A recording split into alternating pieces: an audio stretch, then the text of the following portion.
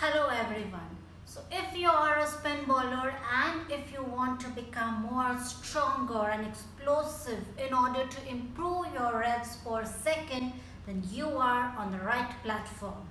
In this video, we are discussing the 5 most specific, that is spin bowling specific exercises which will make you more stronger and more powerful. So stay tuned.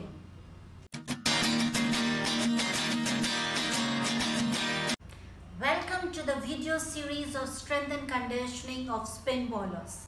Till now in this series we have discussed about the biomechanics, the phases of spin bowling, what are the different demands which are imposed on our spin bowler, the common injuries of a spin bowler, the preventive strategies and so on.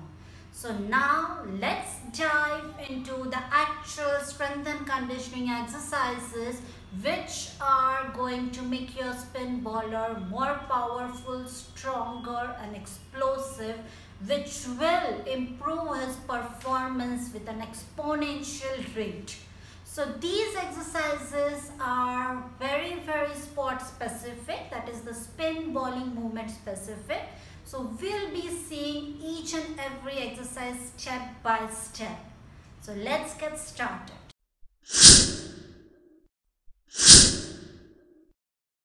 As we have discussed in our biomechanics video that during back foot contact to the ball release phase, multiple times upper body as well as the lower body get into the repetitive association and dissociation.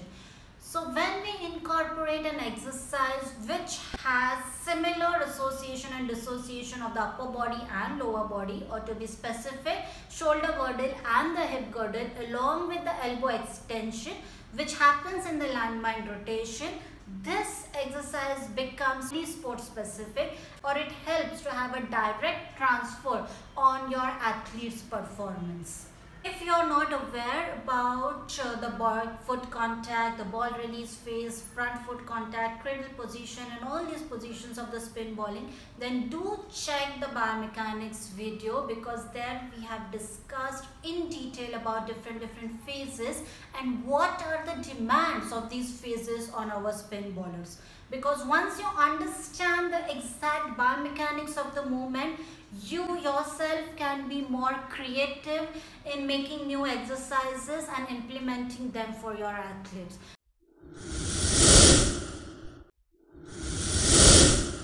Next exercise is the overhead squat. Spin bowler has to hit or land almost at the same point on the crease so that he can have an efficient synchrony between his hip and shoulder, and he can keep them moving to get a good kinetic chain burst from his lower extremity to his bowling arm. During this movements, the center of gravity is transferred slightly higher, and that's the main reason why we incorporate overhead squats in his protocol.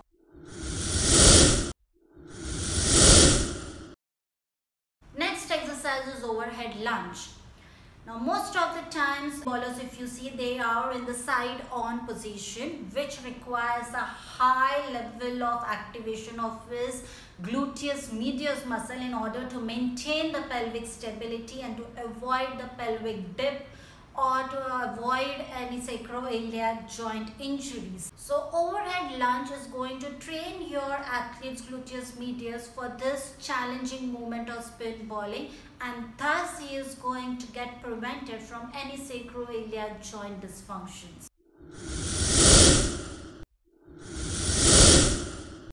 Next exercise is bench pulls. In our last week's video of injuries in the spin bowler, we have discussed about the varieties of the injuries, and we have seen that the shoulder injuries are the most common injuries in our spin bowlers.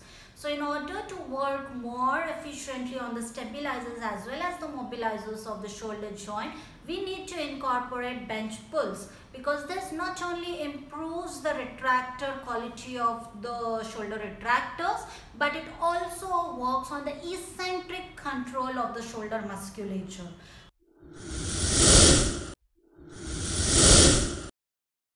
Next exercise is staggered cable press. Staggered stance is very crucial for the spin bowlers, because if you see their ball delivery phase, maximum times they are challenged on the single leg weight bearing, which has huge demand on the stability and the balance of the spin bowler. So if you train your athlete for the upper extremity but by giving a staggered stance, he is very well prepared for all these upcoming challenges, and thus his performance is going to improve. So a staggered stance cable press with a good poundage is a very good option for improving his shoulder performance, at the same time decreasing his injury risk as well. So these were the 5 most sport specific exercises for the upper extremity as well as for the lower extremity. You can give these exercises during the pre-season as well as in the off-season, depending upon what is the training status and training experience of your athlete. Let me know which exercise looks very sport specific for your athlete, whether it is an overhead squat or it is a staggered cable press. Do comment in the comment section, and also let me know if you have any questions about any specific exercise or any specific condition or injury for which we need to discuss in detail. We will think of making an upcoming video on that particular topic. So if you have enjoyed this video, then definitely hit a notification bell icon, because in our next video we are going to discuss even more highly specific exercises which you are going to incorporate during the in-season of your spin bowler. So stay tuned for our upcoming videos in this series. Till then, stay safe, take care, and bye.